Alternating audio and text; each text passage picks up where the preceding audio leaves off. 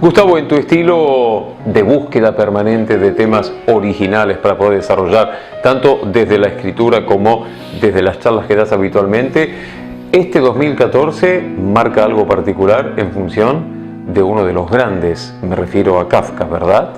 Algunos lo llaman el más grande escritor. Por lo menos una definición que fue aceptada es la voz del siglo XX. En las letras pocos pudieron transmitir la angustia del hombre del siglo XX con toda su alienación, con todo su miedo a los poderes ocultos que parecen estar controlándolo y ahogándolo. Después de todo fue el siglo que dio lugar a los peores totalitarismos, a las persecuciones más brutales, un siglo realmente sangriento, que empequeñecía de por sí a la figura humana, y Kafka, que tenía sus buenos complejos de culpa que le hacían sentir pequeño en general, cuando se ve en esta Europa tan turbulenta, miembro de una minoría que era la minoría judía en la República Checa, que era un lugar, un país pequeño en Europa, y él siendo además una minoría de germanoparlantes en la República Checa, todo perfectamente combinaba para ser un escritor que, si era genial, podía transmitir en forma y en fondo esta sensación del mal del siglo que caracterizaba especialmente al siglo XX, aunque fue inicialmente aplicada al XIX. O sea, terminó aprendiendo la lección. El siglo no, pero Kafka lo logró reflejándolo como artista. Su gran amigo, su albacea, su promotor, que fue Max Brod, que hizo Aliá, cumplió con los sueños que Kafka tenía y no pudo cumplir, que eran llegar a la tierra de Israel. Max Brod desde allí comenzó a difundir su obra, que se transformó.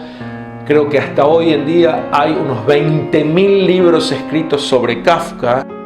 La genialidad consiste en que el estilo, las formas reflejan el tipo de narración, en donde el autor parece saber menos que el lector lo que está ocurriendo.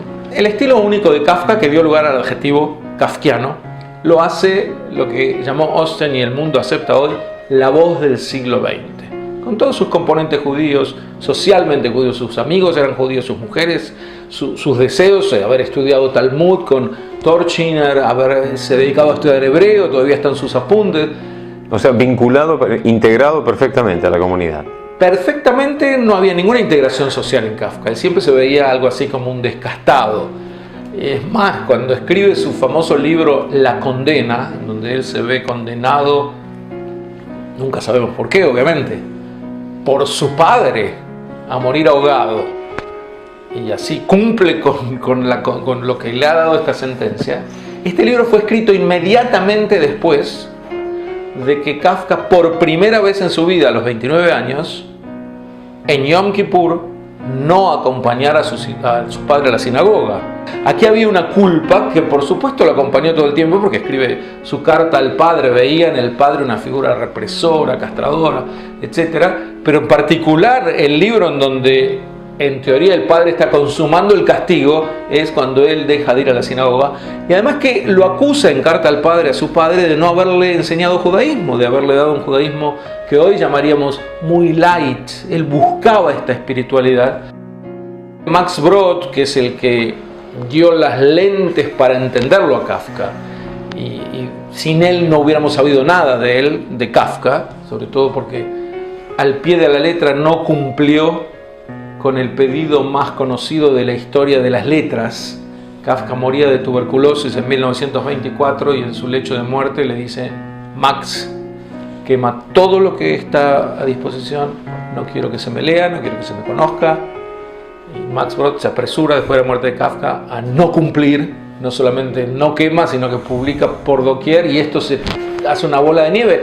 No hay idioma que no sea traducido, y películas, y óperas, y obras de teatro, genera el teatro del absurdo, etc., por este estilo tan único. O sea que Max Brod termina descubriendo lo que la gente no había descubierto antes de Kafka. Yo sería más extremo. Max Brod termina descubriendo a Kafka y la gente no sabía ni quién era. Como Kafka fue conocido directamente gracias a la edición de Max Brod de todos los manuscritos, fue entendiendo la faceta judía de Kafka. Pero hubo varios que promovieron el judaísmo kafkiano. cuando se descubrió que había un mensaje casi cabalístico en la obra de Kafka, que estaba caracterizado por suponer que hay una vinculación directa entre lo que está más allá, lo indestructible es la palabra de Kafka, y nuestras vidas. Y que esta contemplación, uno intenta llegar al castillo y nunca llega, pero tiene que intentarlo todo el tiempo. Uno no sabe de qué está siendo acusado, pero debe revisar sus actos todo el tiempo. Pasan a ser entendidas como metáforas judías. Hace unos pocos años, un tal Roger Kamenetz escribe un libro llamado Libros Quemados, en donde traza un paralelo entre Kafka y nada menos que el Rabbi Nachman de Breslav, partiendo de que los dos buscaban estos mundos que están por encima de lo que vemos. De los dos su literatura corría riesgo de ser quemada, pero gracias cada uno a haber tenido sendos alumnos y amigos que difundieron su obra. Rabbi Natan en el caso de Nachman de Breslav y Max Brod en el caso de Kafka, legaron toda una tradición que es inevitable hoy en día asumir como parte, en un caso del judaísmo contemporáneo y en otro del mundo contemporáneo. ¿Y qué más descubre Brod de esa fibra judía de Kafka? Brod lo pone como un hombre que intentaba llegar a lo judío, que intentaba plasmar en el mundo judío ese deseo íntimo espiritual que él siempre tenía y que finalmente se vio frustrado. Nos cuenta, por supuesto, en la biografía de Kafka, que escribió Brod en el 37, sobre su pasión inicial por el teatro yiddish. Esto fue lo primero que lo despertó, lo despertó a ver qué, este es el punto. Él ve en la Praga de 1912 a un grupo teatral que llega desde Varsovia y que hace representaciones en yiddish. Decide no perderse ni una sola de las representaciones, pero cuando él tiene que analizar, y cuando lo cuenta en sus diarios, dice que le caían lágrimas de emoción cuando veía estas obras. Y el único discurso que dio en su vida, porque odiaba tener que hablar en público, fue sobre el idioma yiddish. Pero ¿qué nos cuenta él? Que era la primera vez que veía judíos genuinos, que se sentían muy bien de ser judíos, que no estaban explicándose ante nadie, que no les molestaba, que no lo veían como una carga, que era lo natural. Cuenta en sus memorias que él recordaba las obras de Purim porque su primo lo hacía vestirse y disfrazarse cada vez que tenían que hacer una representación de Purim. Y cuando creció, lo que lo sorprendió a Kafka es que existía el teatro. Él decía, pero hay Purim fuera de Purim. Él creía que representarse como niño o hacer una representación y vestirse era una cuestión que hacían los judíos cuando eran niños en Purim. ¿Mamó, de hecho, la vida judía a Kafka? Menos de lo que él hubiera querido. Él le reprocha a su padre no haber hecho ningún esfuerzo porque él estudiara verdadero judaísmo. Se puso a estudiar fuentes judías tardíamente, hizo planes con su última mujer de hacer aliá, de estudiar hebreo, etc.